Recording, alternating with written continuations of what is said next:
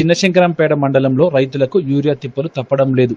మండల కేంద్రంలోని ప్రాథమిక సహకార సంఘానికి యూరియా వచ్చిందన్న సమాచారం తెలుసుకున్న రైతులు ఉదయం 5 గంటలకే బారులు తీరారు.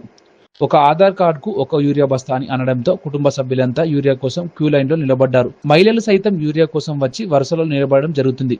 ఇంటి వద్ద ఉన్న పనులన్నీ మానుకొని చిన్నపిల్లలతో యూరియా కోసం దుకాణాల వద్దకు రావడం జరుగుతుందని అన్నారు. ఉదయం నుండే యూరియా కోసం పడిగాపులు కాస్తున్నామని మహిళా రైతులు ఆవేదన వ్యక్తం చేశారు.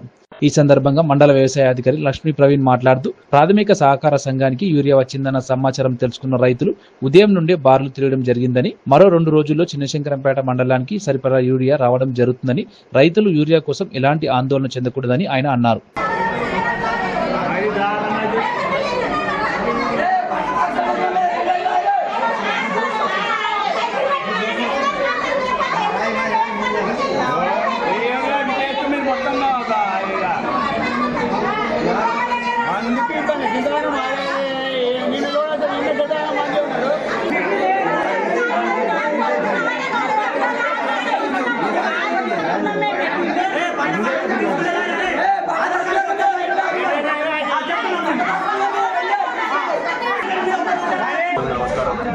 ఈరోజు పిఎస్సి శంకరంపేటకి 500 బస్సులు యూరియా రావడం జరిగింది.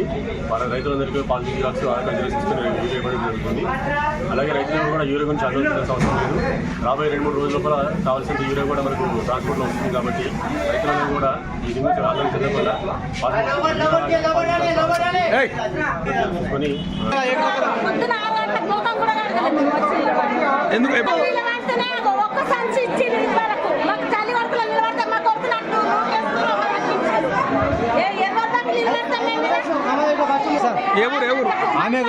ఆమె నేను